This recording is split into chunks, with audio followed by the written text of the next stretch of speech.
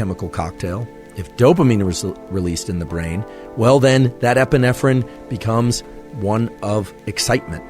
Okay, I'm using a broad brush here, but essentially what you need to know is that dopamine and epinephrine, aka adrenaline, are family members, and they tend to work together like a little gang to make you seek out certain things.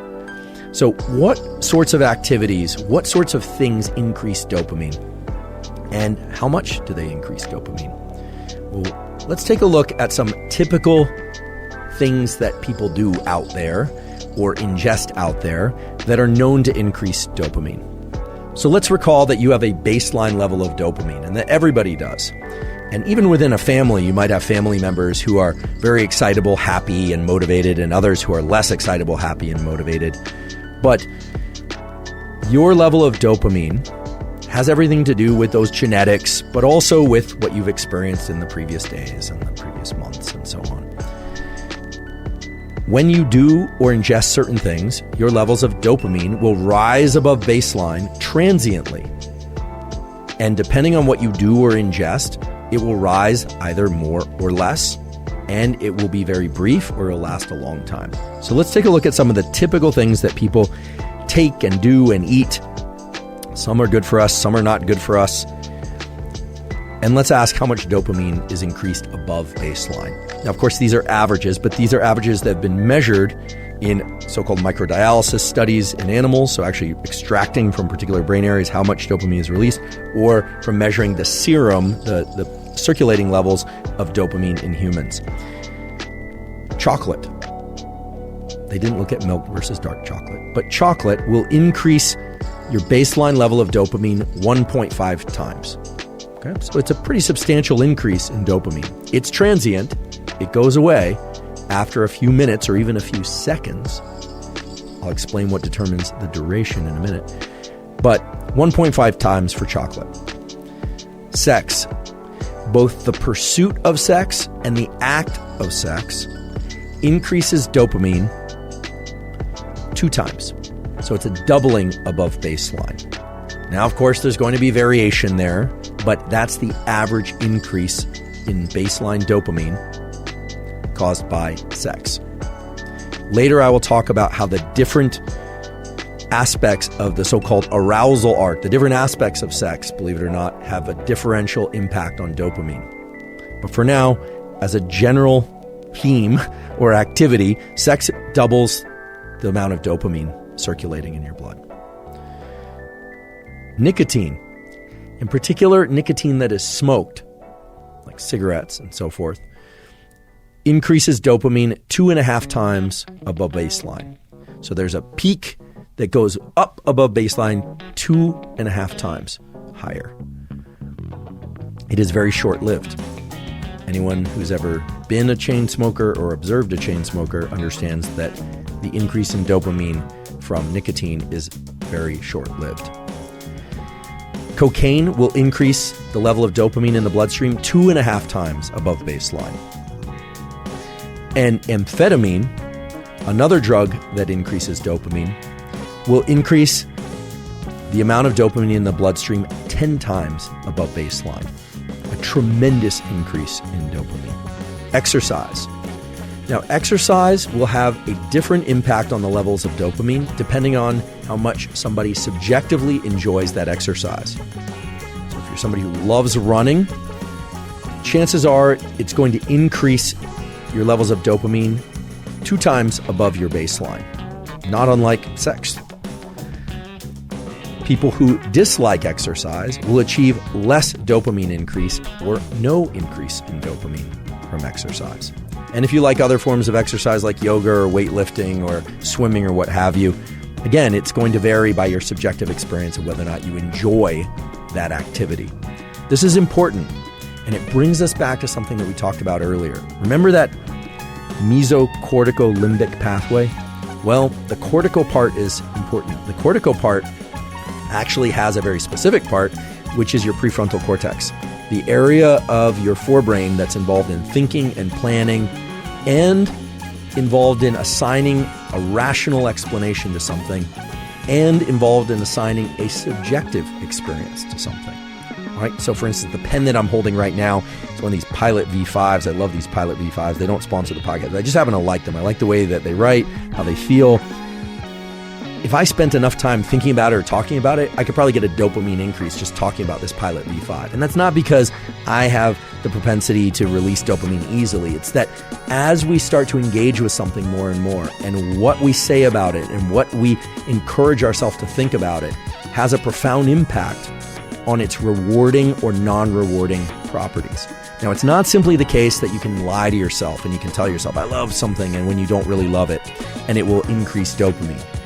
But what's been found over and over again is that if people journal about something, or they practice some form of appreciation for something, or they think of some aspect of something that they enjoy, the amount of dopamine that behavior will evoke tends to go up.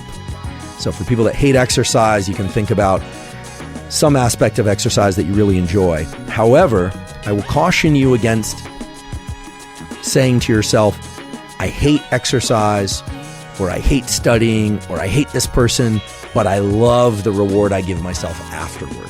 Later, we're going to talk about how rewards given afterward actually make the situation worse. They won't make you like exercise more or studying more. They actually will undermine the dopamine release that would otherwise occur for that activity. So certain things, chemicals, have a universal effect. They make everybody's dopamine go up. So some people like chocolate, some people don't, of course. But in general, it causes this increase in dopamine. But sex, nicotine, cocaine, amphetamine, those things cause increases in dopamine in everybody that takes them.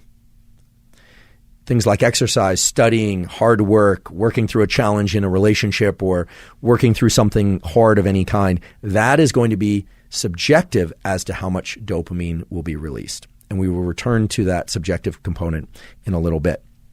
But now you have a sense of how much dopamine can be evoked by different activities and by different substances. One that you might be wondering about is caffeine. I'm certainly drinking my caffeine today, and I do enjoy caffeine in limited quantities. I drink yerba mate and I drink coffee, and I love it. Does it increase dopamine? Well, a little bit. Caffeine will increase dopamine to some extent, but it is pretty modest compared to the other things that I described. Chocolate, sex, nicotine, cocaine, amphetamine, and so on. However, there's a really interesting paper published in 2015. This is Volkow et al. You can look it up. It's very easy to find. That showed that regular ingestion of caffeine, whether or not it's from coffee or otherwise, increases upregulation of certain dopamine receptors.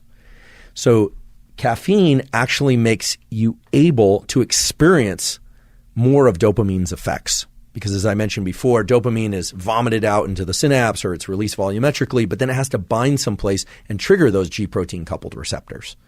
And caffeine increases the number, the density of those G protein coupled receptors. Now, sitting back and thinking about that, you might think, oh yeah, sometimes I'll notice people, at least in the old days, that it used to be a cigarette and a cup of coffee.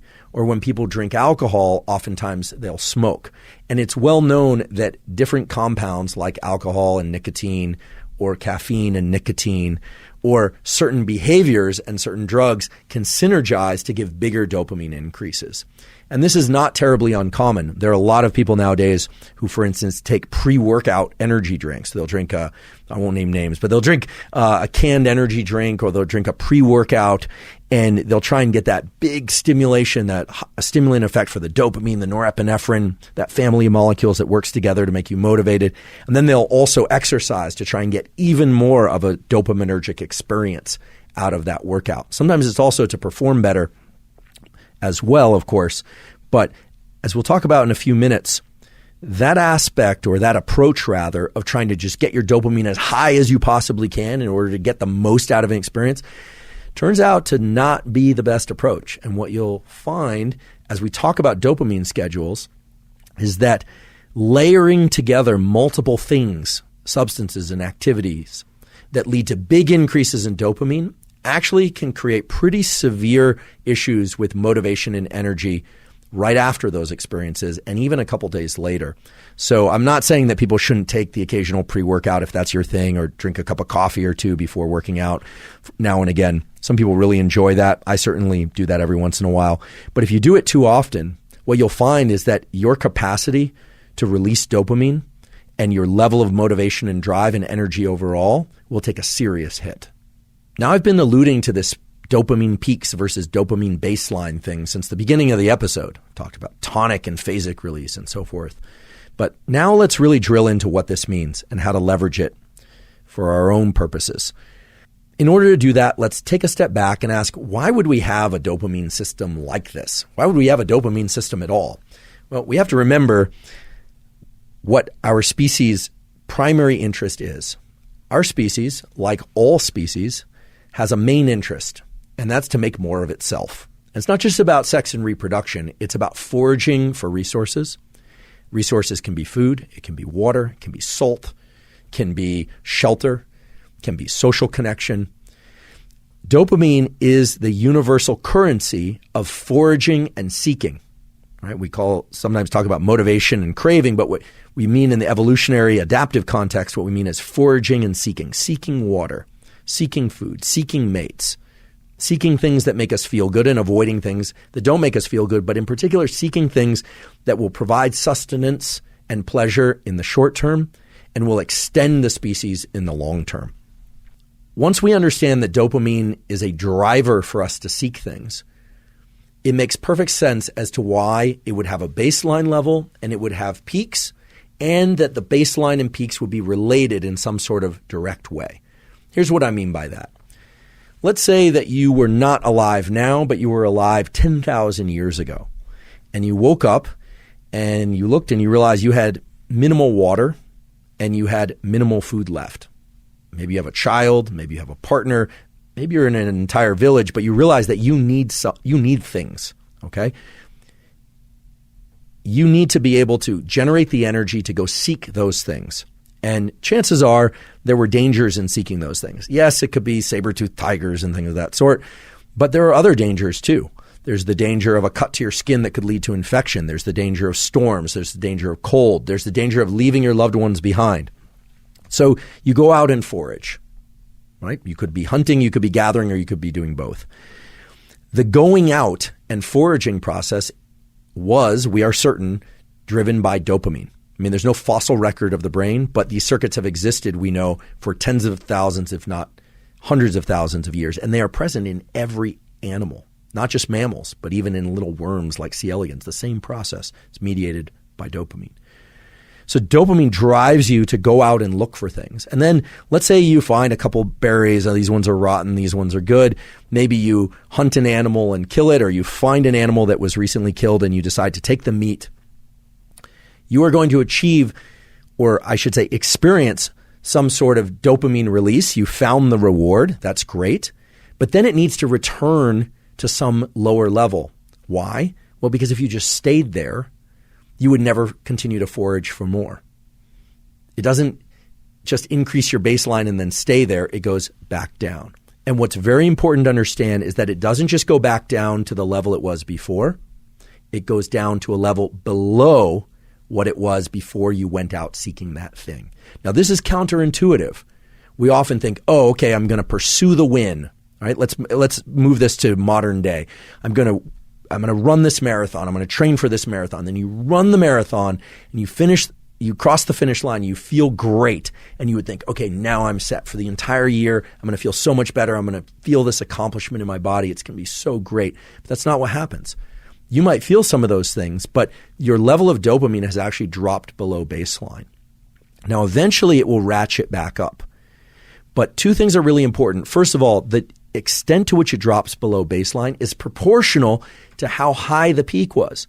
So if you cross the finish line pretty happy, it won't drop that much below baseline afterward. If you cross the finish line ecstatic, well, a day or two later, you're going to feel quite a bit lower than you would otherwise. You might not be depressed because it depends on where that baseline was to begin with. But the so-called postpartum depression that people experience after giving birth or after some big win, a graduation or any kind of celebration, that postpartum drop in mood and affect and motivation is the drop in baseline dopamine. This is very important to understand because this happens on very rapid timescales and it can last quite a long time. It also explains the behavior that most of us are familiar with of engaging in something that we really enjoy, going to a restaurant that we absolutely love, or engaging in some way with some person that we really, really enjoy. But if we continue to engage in that behavior over and over again, it kind of loses its edge. It starts to kind of feel less exciting to us. Some of us experience that drop in excitement more quickly and more severely than others, but everyone experiences that to some extent. And this has direct roots in these evolutionarily conserved circuits.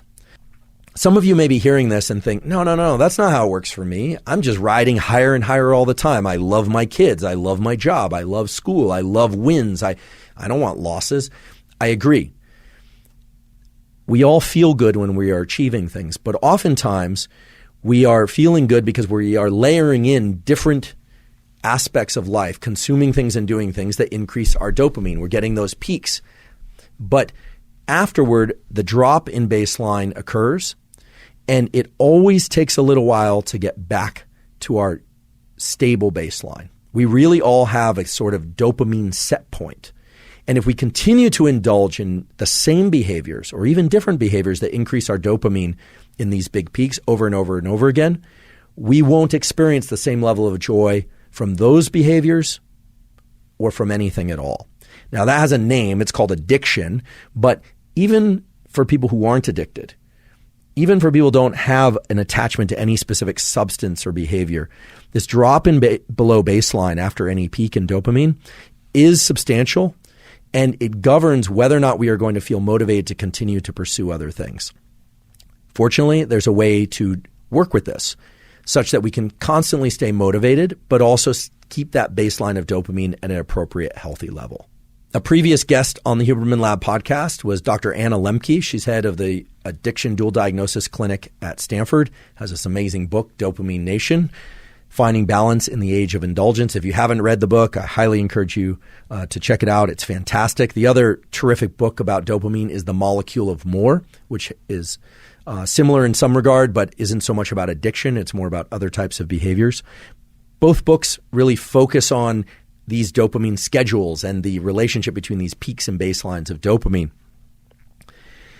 In Dr. Lemke's book, and when she was on the Huberman Lab podcast and other podcasts, she's talked about this pleasure-pain balance, that when we seek something that we really like or we indulge in it, like eating a little piece of chocolate, if we really like chocolate, there's some pleasure, but then there's a little bit of pain that exceeds the amount of pleasure, and it's subtle, and we experience it as wanting more of that thing. Okay, so there's a pleasure-pain balance, and I'm telling you that the pleasure and the pain are governed by dopamine to some extent. Well, how could that be, right? I said before, when you engage in an activity or when you ingest something that increases dopamine, the dopamine levels go up, to a substantial degree with all the things I listed off. Where's the pain coming from? Well, the pain is coming from the lack of dopamine that follows, and you now know what that lack of dopamine reflects.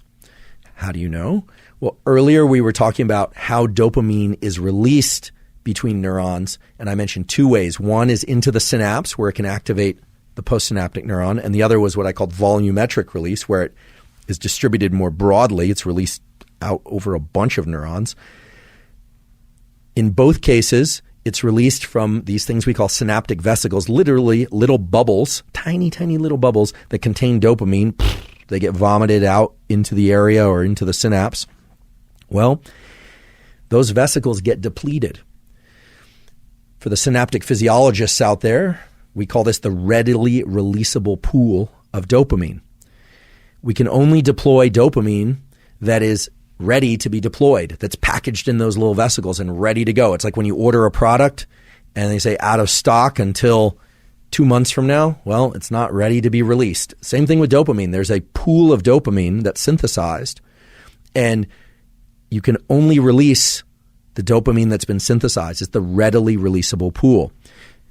The pleasure-pain balance doesn't only hinge on the readily releasable pool of dopamine, but a big part of the pleasure-pain balance hinges on how much dopamine is there and how much is ready and capable of being released into the system. So now we've given some meat to this thing that we call the pleasure-pain balance. And now it should make perfect sense why if you take something or do something that leads to huge increases in dopamine, afterward your baseline should drop because there isn't a lot of dopamine around to keep your baseline going. Fortunately, most people do not experience or pursue enormous increases in dopamine leading to these severe drops in baseline. Many people do, however, and that's what we call addiction. When somebody pursues a drug or an activity that leads to huge increases in dopamine, and now you understand that afterward the baseline of dopamine drops because of depletion of dopamine, the readily releasable pool, the dopamine is literally not around to be released, and so people feel pretty lousy. And many people make the mistake of then going and pursuing the dopamine evoking, the dopamine releasing activity or substance again, thinking mistakenly that it's going to bring up their baseline. It's going to give them that peak again. Not only does it not give them a peak, their baseline gets lower and lower because they're depleting dopamine more and more and more. And we've seen this over and over again. When people get addicted to something, then they're not achieving much pleasure at all. You can even see this with video games. People will play a video game. They love it. It's super exciting to them. And then they'll keep playing and playing and playing. And either one of two things happens, typically both. First of all, I always say addiction is a progressive narrowing of the things that bring you pleasure. So oftentimes what will happen is the person only has excitement and can achieve dopamine release to the same extent doing that behavior and not other behaviors. And so they start losing interest in school. They start losing interest in relationships. They start losing interest in fitness and well-being, and depletes their life. And eventually what typically happens is they will stop getting dopamine release from that activity as well, and then they drop into a pretty serious depression. And this can get very severe, and people have committed suicide from these sorts of patterns of activity. But what about the more typical scenario? What about the scenario of somebody who is really good at working during the week, they exercise during the week, they drink on the weekends? Well, that person is only consuming alcohol maybe 1 or 2 nights a week, but oftentimes that same person will be spiking their dopamine with food during the middle of the week. Now, we all have to eat, and it's nice to eat foods that we enjoy. I certainly do that. I love food, in fact. But let's say they're eating foods that really evoke a lot of dopamine release in the middle of the week. They're drinking 1 or 2 days on the weekend. They are one of these work hard, play hard types. So they're swimming a couple miles in the ocean in the middle of the week as well. They're going out dancing once on the weekend. Sounds like a pretty balanced life as I describe it. Well, here's the problem. The problem is that dopamine is not just evoked by one of these activities. Dopamine is evoked by all of these activities. And dopamine is one currency of craving, motivation, and desire and pleasure. There's only one currency. So even though if you look at the activities, you'd say, well, it's just on the weekends, or this thing is only a couple times a week. If you looked at dopamine simply as a function, as a chemical function of peaks and baseline, it might make sense why this person, after several years of work hard, play hard, would say, yeah, I'm feeling kind of burnt out. I'm just not feeling like I have the same energy that I did a few years ago. And of course, there are age-related reasons why people can experience drops in energy.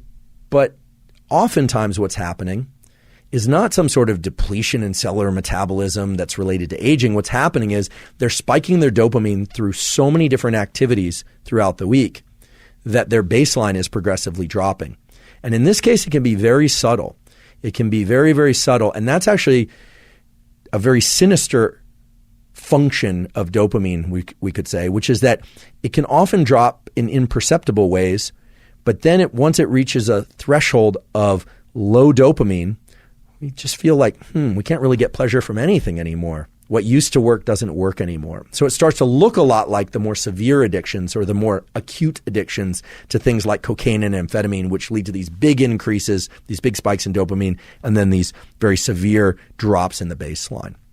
Now, of course, we all should engage in activities that we enjoy. I certainly do. Everybody should. A huge part of life is pursuing activities and things that we enjoy. The key thing is to understand this relationship between the peaks and the baseline and to understand how they influence one another. Because once you do that, you can start to make really good choices in the short run and in the long run to maintain your level of dopamine baseline, maybe even raise that level of dopamine baseline and still get those peaks and still achieve those feelings of elevated motivation, elevated desire, and craving. Because again, those peaks and having a sufficiently healthy high level of dopamine baseline are what drove the evolution of our species, and they're really what drive the evolution of anyone's life progression too. So they're a good thing. Dopamine is a good thing. Just very briefly, because it was also covered in the interview episode I did with Anna Lemke about addiction, some of you might be asking, what should I do if I experience a drop in my baseline level of dopamine because of engagement with some activity or some substance that led to big peaks? Just to put some color and example on this, a few episodes ago I talked about a friend who I've known a long time. This is actually the child of a friend who has basically become addicted to video games. He decided, actually after seeing that episode with Anna, to do a 30-day complete fast from phone, from video games, and from social media of all kinds. He's now at day 29. He's really accomplished this. Not incidentally, his levels of concentration, his overall mood are up. He's doing far, far better. What he did is hard. In particular, the first 14 days is really hard. But the way that you replenish the releasable pool of dopamine is to not engage in these dopaminergic seeking behaviors. Because remember, typically people arrive at a place where they want to stop engaging in these behaviors or ingesting substances when that dopamine is depleted, when they're not getting the same lift. In his case, he was feeling depressed. He thought he had ADHD. They were starting to treat it as ADHD. And certainly there are people out there who have ADHD, but what he found was that his levels of concentration are back. He does not need to be treated for ADHD. And actually the psychiatrist wondered if he did prior to this video game social media fast. He's feeling good. He's exercising again. I'm not making this up. This is really a very specific but very relevant example of how the dopamine system can replenish itself. Of course, if there's a clinical need for ADHD treatment, by all means pursue that. But I think a lot of ADHD does go misdiagnosed because of this depletion in dopamine that occurs because of overindulgence in other activities and the drop in baseline. So for anyone that's experienced a real drop in baseline who has addictive tendencies, whether or not they're behaviors or substances, that is always going to be the path forward, is going to be either cold turkey or through some sort of tapering to limit interactions with what would otherwise be the dopamine-evoking behavior or substance. So let's talk about the optimal way to engage in activities or to consume things that evoke dopamine. And by no means am I encouraging people to take drugs of abuse. I would not do that. I am not doing that. But some of the things on these lists of dopamine-evoking activities are things like chocolate, coffee, even if it's indirect, sex and reproduction, provided it's healthy, consensual, context-appropriate, age-appropriate, species-appropriate, of course, is central to our evolution and progression as a species. So certain things like cocaine, amphetamine, I will put in the classification of bad. I'm willing to do that. And other things are part of life. Food, exercise, if that evokes your dopamine. How are we supposed to engage with these dopamine-evoking activities in ways that are healthy and beneficial for us? How do we achieve these peaks, which are so central to our well-being and experience of life, without dropping our baseline? And the key lies in intermittent release of dopamine. The real key is to not expect or chase high levels of dopamine release every time we engage in these activities. Intermittent reward schedules are the central schedule by which casinos keep you gambling, the central schedule by which elusive partners or potential partners keep you texting and pursuing on either side of the relationship. Intermittent schedules are the way that the internet and social media and all highly engaging activities keep you motivated and pursuing. And we can take this back to our evolutionary adaptive scenario where you are out there looking for water, looking for food. Not every trail, not every pursuit, not every hunch about where the animals will be, where the food will be, where the berries will be. Not every single one of those played out. There's something called dopamine reward prediction error. When we expect something to happen, we are highly motivated to pursue it. If it happens, great. We get the reward. The reward comes in various chemical forms, including dopamine. And we are more likely to engage in that behavior again. This is the basis of casino gambling. This is how they keep you going back again and again and again, even though on average, the house really does win. You can transplant that example to any number of different pleasureful activities. If you're not a gambler and that doesn't appeal to you, I have to imagine there's something that appeals to you, something that you do repeatedly because you enjoy it. And almost inevitably, it's because there's an intermittent schedule. There's an intermittent schedule by which dopamine sometimes arrives, sometimes a little bit, sometimes a lot, sometimes a medium amount. Okay? That intermittent reinforcement schedule is actually the best schedule to export to other activities. How do you do that? Well, first of all, if you are engaged in activities, school, sport, relationship, etc., where you experience a win, you should be very careful about allowing yourself to experience huge peaks in dopamine unless you're willing to suffer the crash that follows and waiting a period of time for it to come back up. What would this look like in the practical sense? Well, let's say you are somebody who really does enjoy exercise. Or let's say you're somebody who kind of likes exercise but forces yourself to do it, but you make it pleasureful by giving yourself your favorite cup of coffee first, or maybe taking a pre-workout drink, or taking an energy drink, or listening to your favorite music, and then you're in the gym and you're listening to your music. That all sounds great, right? Well, it is great, except that by layering together all these things to try and achieve that dopamine release, and by getting a big peak in dopamine, you're actually increasing the number of conditions required to achieve pleasure from that activity again.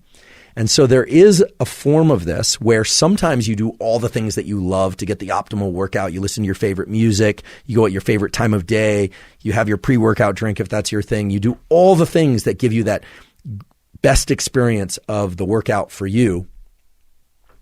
But there's also a version of this where sometimes you don't do the dopamine enhancing activities. You don't ingest anything to increase your dopamine.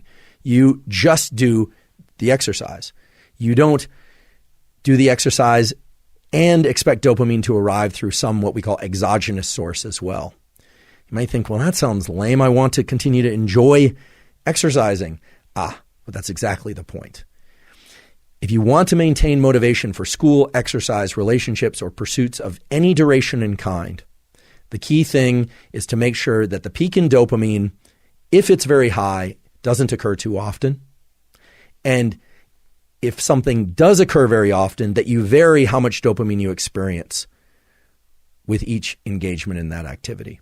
Now, some activities naturally have this intermittent property woven into them, right? We sometimes have classes that we like and other classes we don't like.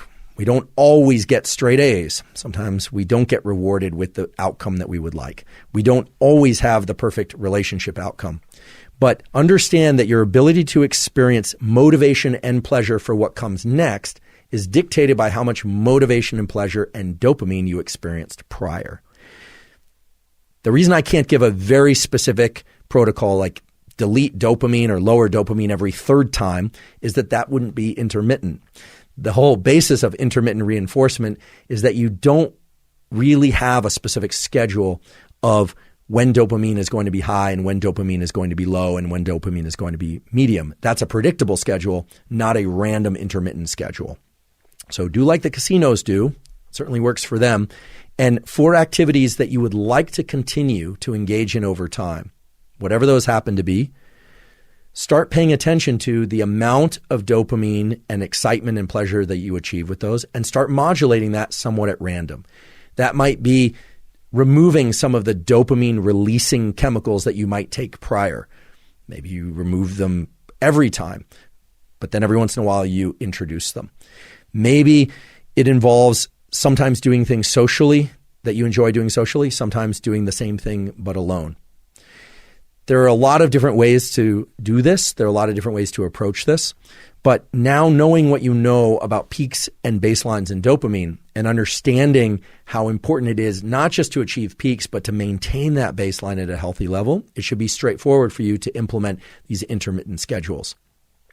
For those of you that are begging for more specificity, we can give you a tool. One would be you can flip a coin before engaging in any of these types of activities and decide whether or not you are going to allow other dopamine supportive elements to go, for instance, into the gym with you. Are you going to listen to music or not? If you enjoy listening to music, well, then flip a coin. And if it comes up heads, bring the music in. If it comes up tails, don't.